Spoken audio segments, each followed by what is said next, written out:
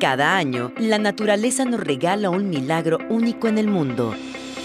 La llegada de millones de mariposas. Estas pequeñas viajan alrededor de 4.500 kilómetros para llegar a su hogar. Ven y sorpréndete con su danza multicolor en los santuarios de la mariposa monarca en Michoacán. Michoacán, el alma de México. Michoacán está en ti. Gobierno del Estado. Miércoles 6 de marzo del 2019. El gobernador del estado, Silvano Aureoles, apoya reclamo de gobernadores abucheados en eventos del presidente Andrés Manuel López Obrador. Combate a la violencia de género no es discrecional del gobierno. Cuestiona Antonio Soto a Leonel Godoy por su hermano Julio César. Con el llamado al perdón y a la reconciliación inicia la Cuaresma.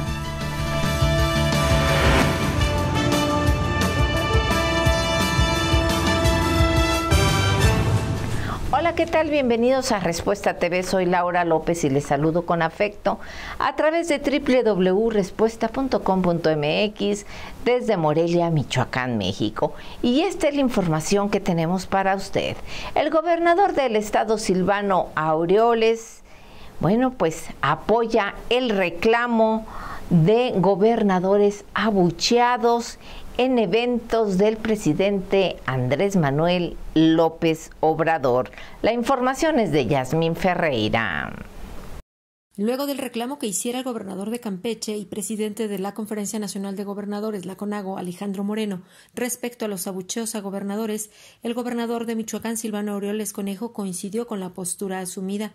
Celebró que por fin se parara con la confrontación y desacreditación que en nada sirven para lograr una relación de diálogo y respeto con el gobierno de México. Contrario a la división, el mandatario estatal consideró que hoy el país necesita de llamados de conciliación y trabajo conjunto en beneficio de México.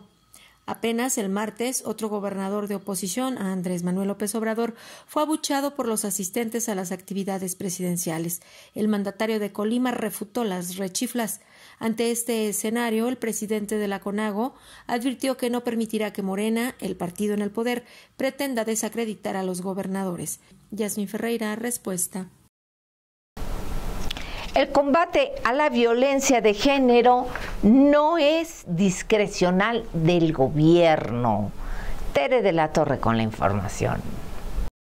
El Estado mexicano está obligado a combatir la violencia de género. La norma internacional echa abajo cualquier decreto que el presidente de la República tome en ese sentido, dijo Elvia Higuera Pérez, comisionada del Sistema Estatal Anticorrupción, quien señaló que es importante dejar en claro que todas las obligaciones que tiene el Estado mexicano en el tema de los presupuestos para el combate a la violencia de género no es algo que esté a disposición o a decisión del gobernante si lo cumple o no, pues hay estándares internacionales. Es algo, dijo, a lo que está obligado por ley y no está a su buena voluntad o a ver si lo comprende o no, aclaró en entrevista sobre el controvertido anuncio del presidente Andrés Manuel López Obrador de retirar subsidio a los refugios para atender a mujeres violentadas. De hecho, precisó Higuera Pérez que si bien el presidente puede emitir un decreto administrativo respectivo, incluso mediante retirar alertas de género establecidas, si hay un documento internacional al cual dar cumplimiento, dado el grave problema de violencia en contra de las mujeres que hay en México y por ello el decreto de las alertas de género, ese decreto también se echa abajo inmediatamente. Higuera Pérez señaló que además hay un principio de progresividad que aplica en los derechos humanos, mismo que establece que una vez que se logra la conquista de un derecho, bajo ninguna circunstancia ese derecho puede ser reducido o disminuido, y es el caso de los logros conquistados sobre la violencia de género, expuso, de modo que el Estado mexicano lo que tiene que hacer es generar condiciones para incrementar garantías y brindar protección a las afectadas, lejos de estar pensando cómo quitarlo o disminuirlo. Teresa de la Torre, Respuesta. Mañana habrá marcha de mujeres para exigir respeto a sus derechos. La información es de Carla Ayala. Las mujeres del Frente Nacional de Lucha por el Socialismo hicieron un llamado a la población femenina oprimida para marchar el 8 de marzo en el marco del Día Internacional de la Mujer en la capital michoacana en punto de las 11 horas. En rueda de prensa, Blanca Oseguera, representante de las mujeres en lucha, señaló que la manifestación se realizará desde el obelisco a Lázaro Cárdenas hasta Palacio de Gobierno, donde harán un llamado a la Federación para que respete los derechos constitucionales de los mexicanos, en especial de las mujeres. En ese sentido, la integrante de la organización social comentó que los programas de salud son simulaciones de que apoyan a la población. Por el contrario, son el medio para suprimir los derechos de salud que tiene cualquier mexicano, dijo. Por lo anterior, mujeres trabajadoras, campesinas, activistas, estudiantes, profesionistas y madres que tienen hijos desaparecidos o esposos se reunirán para alzar la voz en lucha por la situación de desigualdad y violencia que viven las mujeres en la actualidad. Carla Ayala, respuesta. Bueno, y mire usted, el líder estatal del PRD, Antonio Soto, pues le refuta al exgobernador Leonel Godoy Rangel el haber pues criticado o cuestionado al gobernador Silvano Aureoles y le dice que no tiene calidad moral y le pregunta también por su hermano que está pues es prófugo de la justicia. Pero vamos al detalle de esta información con Alejandra Martínez. El dirigente estatal del Partido de la Revolución Democrática, Antonio Soto Sánchez, arremetió contra el exgobernador michoacano, Leonel Godoy Rangel, al acusarlo de no tener calidad moral para opinar de Michoacán y aprovechó para cuestionarle sobre el paradero de su medio hermano, Julio César Godoy Toscano, prófugo de la justicia por presuntos vínculos con el crimen organizado. Entrevistado durante la sesión ordinaria de este miércoles en el Congreso del Estado, el también diputado local dijo sentirse sorprendido de que Godoy Rangel se atreva a opinar sobre el mandato de Silvano Aureoles Conejo debido a que fue el gobierno de la ahora morenista a lo que llevó a la pérdida de las elecciones del Sol Azteca en Michoacán. Acusó al otrora perredista de no tener ninguna autoridad ni calidad moral para hablar de transparencia y honestidad de algún gobierno, ya que afirmó la administración de Godoy Rangel ha estado siempre señalada por actos de corrupción. Se burló del ex gobernador michoacano al vaticinar un triunfo en Michoacán para el Instituto Obradorista en el 2021, debido a que aseguró de instalar un candidato parecido a Godoy, obtendrán un fracaso rotundo. Aseguró que Godoy Rangel debe de enfocarse a resolver y transparentar diversos casos de corrupción, tales como su participación de la constructora brasileña Odebrecht, así como proyectos de inversión de petróleos mexicanos, la presa Francisco J. Mujica, entre otros.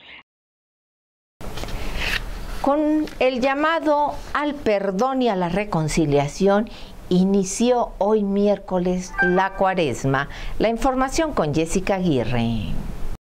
Con un llamado al perdón y a la reconciliación, inició la Cuaresma 2019, en donde desde muy temprano los feligreses acudieron a la toma de ceniza en las diversas iglesias y la Catedral de Morelia. Como es costumbre con esta celebración litúrgica de la ceniza, la cual se obtiene de la incineración de los ramos que durante el año anterior fueron bendecidos durante un domingo de Ramos, con lo que da inicio a la Cuaresma, que tiene una duración de 40 días, en donde la Iglesia Católica hace un llamado a la conversión y a prepararse para la pasión, muerte y resurrección de Cristo. En ese sentido, el arzobispo de Morelia, Carlos Garfias Merlos, a través de un mensaje indicó que la Cuaresma representa una ocasión propicia para que los creyentes revisen su vida y se preparen para la Pascua, además de que sea un tiempo de acercarse a Jesús al entrar en uno mismo. Además, refirió que la Cuaresma es una temporada en donde se debe conducir al perdón y a la reconciliación como único camino que conduzca a la paz, ya que la aceptación y el ofrecer perdón hará posible una nueva cualidad de relaciones entre todos y se rompan con las cadenas del mal que atenazan el corazón de los enemigos. Jessica Aguirre, respuesta. Y aclara por otro lado el Poder Judicial que el salario de los magistrados y jueces no rebasa los 100,000 pesos. Yasmín Ferreira con el detalle. El Poder Judicial del Estado aclaró que jueces y magistrados tienen un sueldo no mayor a los 75,000 pesos mensuales y no más de 110,000, como lo señaló el magistrado presidente Héctor Octavio Morales Juárez en entrevista radiofónica. De acuerdo al reporte de remuneración mensual del Supremo Tribunal de Justicia del Estado, que se detalla en su página de Internet, el sueldo base de jueces y magistrados es de poco más de 75,000 pesos, más una compensación económica de 36,600. Sin embargo, sin impuestos, sin descuentos, el sueldo neto queda en 73,900 pesos, además de sus prestaciones de ley. Asimismo, los jueces menores ganan, según la encomienda, entre los 10 y los 31,000 pesos, mientras que los jueces de primera instancia, sus salarios oscilan entre los 49,000 y 62,000 pesos netos. El martes, el presidente magistrado del Supremo Tribunal de Justicia, Héctor Morales, informó en Respuesta Radio que los magistrados ganaban alrededor de 110,000 pesos al mes. También señaló que el presupuesto del Poder Judicial del Estado en un 90% es destinado al pago de salarios y vio como sano que a dicho poder se le asigne una partida directa y no a través del presupuesto estatal a fin de lograr una independencia y autonomía reales. Yasmín Ferreira, Respuesta. Y hoy hubo sesión en el Congreso del Estado donde se abordó el tema que de la Guardia Nacional, de la creación de la Guardia Nacional, entre otras información. Pero el detalle lo tenemos con nuestra compañera Alejandra Martínez. En sesión ordinaria de este miércoles, el Congreso del Estado aprobó reformas a la Ley de Extinción de Dominio que permitirá al Estado mexicano apropiarse de los bienes que fueron adquiridos con recurso ilícito por delitos tales como el secuestro, narcotráfico, trata de personas, entre otros. Con 27 votos a favor, 0 en contra y 0 abstenciones, el Parlamento michoacano reformó el artículo 22 y la fracción 30 del artículo 73 de la Constitución Política en materia de extinción de dominio. Los estados de la República que ya aprobaron su legislación en la materia que permite homologar con la ley federal son Tabasco, Campeche, Sinaloa, Chiapas, Veracruz, Puebla, Hidalgo, Querétaro, San Luis Potosí, Oaxaca, Estado de México, Nuevo León, Tlaxcala, Colima, Baja California Sur y Ciudad de México. La vicecoordinadora de la fracción parlamentaria de Movimiento de Regeneración Nacional, Cristina Portillo Ayala, demandó la aplicación inmediata de esta ley que afirmó permitirá la recuperación de bienes adquiridos mediante acciones delictivas o ilegales.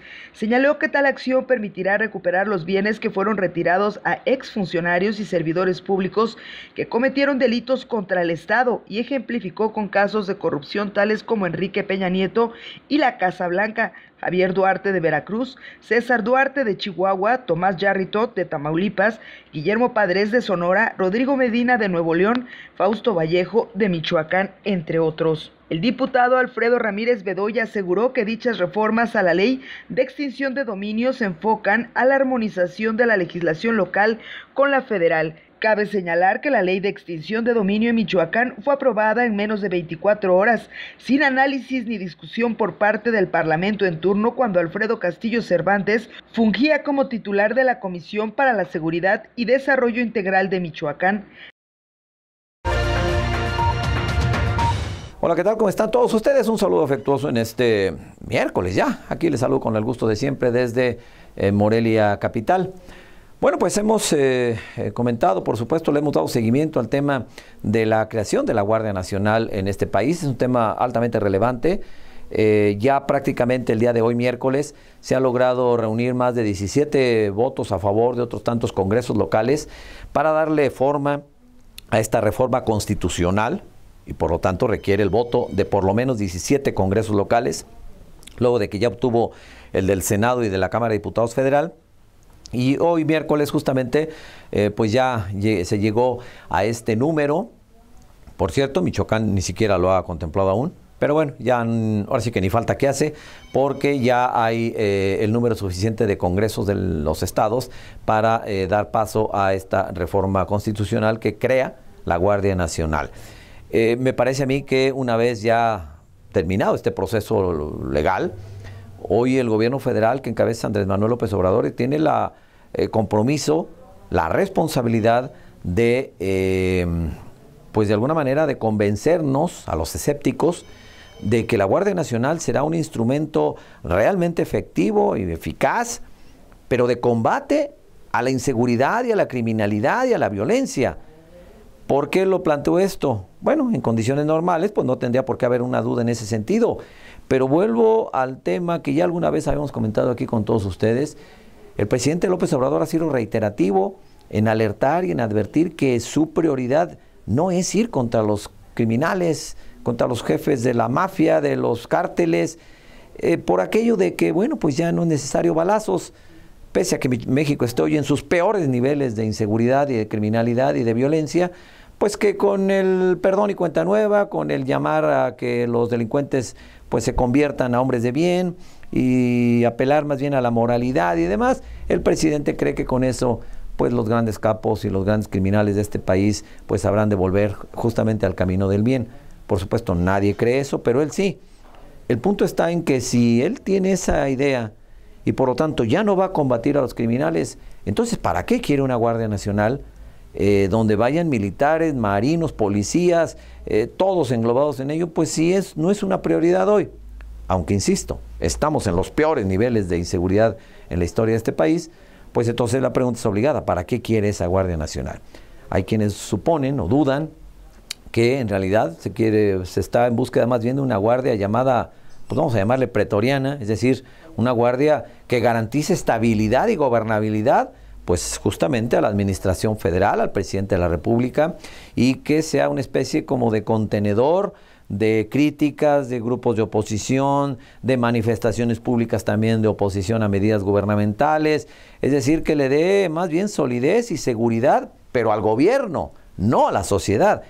El propio dicho del presidente pues alimenta estas dudas y pues no hace sino, repito, justificadamente generar estas dudas. Esperaríamos, por supuesto, estar equivocados, pero, repito, las propias palabras del presidente alientan esta sospecha. Vamos a ver cómo inicia la Guardia Nacional, qué comportamiento tiene.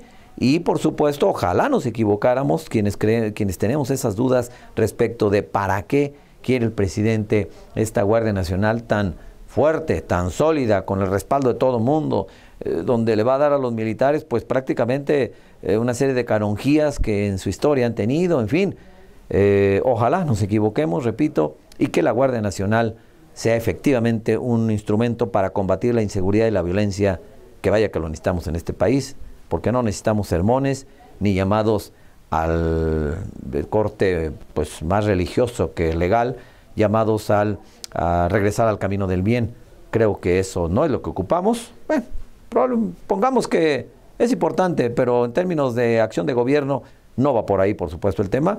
Va en una acción decidida, frontal, contra la inseguridad. Ojalá, repito, nos equivoquemos en esa percepción y en poco tiempo estemos hablando de que esta Guardia Nacional nos está dando la seguridad y la tranquilidad que los mexicanos, no el gobierno, requerimos. Vamos a ver, solo el tiempo dirá. Es cuanto. Buen miércoles.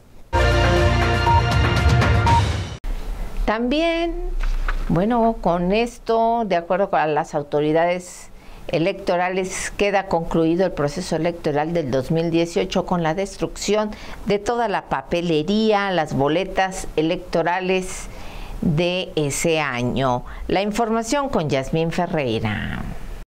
El Instituto Electoral de Michoacán comenzó este miércoles con el traslado y posterior destrucción de material electoral del proceso electoral de julio pasado.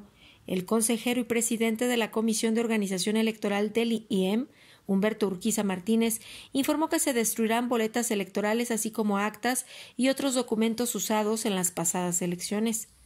De tal manera que se estarán destruyendo alrededor de 7 millones de boletas y material que fueron trasladados en bolsas a la bodega del instituto para que a su vez sea una empresa recicladora la que se encargue de destruirlas. El procedimiento, según el consejero, se calcula esté concluido dentro de una semana a más tardar y con eso pues termine ya el proceso electoral 2017-2018. Las boletas y el material electoral es destruido a través de trituradoras para después ser recicladas en papel que se pueda reusar. Yasmín Ferreira, respuesta. Y bueno, una buena noticia, aumenta la detención oportuna de enfermedades renales, esto en el Seguro Social. La información es de Carla Ayala. En el Instituto Mexicano del Seguro Social, la detención de enfermedades renales en etapas tempranas ha aumentado, derivado a que el programa Diabetims ha ayudado a que los pacientes vulnerables, como las personas que tienen diabetes e hipertensión arterial, se cuiden antes de desarrollar complicaciones en los riñones. En el marco del Día del Riñón, el cual se conmemora el segundo jueves de cada mes de marzo, la delegación Michoacán hizo el llamado a la población propensa a enfermar para que tengan los cuidados necesarios, con la finalidad de evitar llegar hasta el trasplante de riñón. En ese sentido, el nefrólogo Héctor Gerardo Rodríguez Oseguera explicó que un riñón es considerado enfermo cuando sus funciones bajaron en un 15%. Sin embargo, derivado a que no causa síntomas la enfermedad, los pacientes llegan a consulta con 65 debajo de las funciones normales. En la delegación se atienden a 750 pacientes con tratamiento de diálisis, 650 con hemodiálisis, 150 enfermos intramuros y 450 extramuros. A nivel nacional, el IMSS atiende a 145,000 pacientes, de los cuales 9,000 presentan estadios tempranos. El IMSS le cuesta al mes 159,000 pesos mensuales proporcionar tratamientos de hemodiálisis, pero es 110,000 más caro la diálisis, mientras que el trasplante ronda entre los 250 a 500,000 pesos por paciente. Carla Ayala, Respuesta. Y también el Sistema Estatal Anticorrupción tuvo sesión el día de hoy. Ahí estuvo Jessica Aguirre. En sesión ordinaria, el Sistema Estatal Anticorrupción aprobó el modelo de lineamientos de servicio profesional de carrera y la reducción de un 25.8% del presupuesto únicamente para capítulo 1000. En la entrevista al término de lo que fue la primera sesión ordinaria del año, Juan José Tena García, presidente del sistema, señaló que se aprobó la primera política pública después de 1 año y 2 meses de estar en funciones el sistema estatal, como es el expedir el modelo de lineamientos del servicio profesional de carrera, el cual será un documento de referencia y no será vinculante a las instituciones que integran el sistema, el cual contará con plazos para que se realice la profesionalización de los servidores públicos. Así también detalló Tena García que se aprobó el acuerdo de austeridad y responsabilidad administrativa para realizar el ajuste presupuestario y de contratación de personal de la Secretaría Ejecutiva, con lo cual queda en un 25.8% del presupuesto, equivalente a 4,831,000 pesos, que vayan dirigidos a capítulo 1000 y la contratación escalonada de 27 funcionarios durante el año. De ahí que se busca el tener la viabilidad para que se incrementen más programas que se acuerden dentro del sistema estatal. Además, se aprobó el calendario de las fechas para realizar las sesiones del Sistema Estatal Anticorrupción, las cuales se llevarán a cabo cada primer miércoles de cada trimestre. Jessica Aguirre, Respuesta. Le agradezco el favor de su atención a este informativo preparado por el equipo de Respuesta. Lo esperamos en nuestra siguiente emisión. Hasta entonces.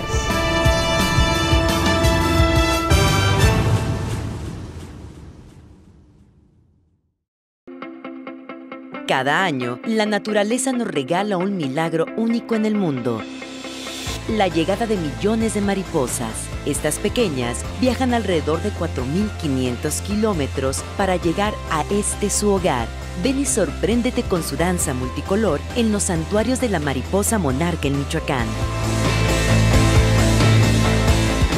Michoacán, el alma de México. Michoacán está en ti. Gobierno del Estado.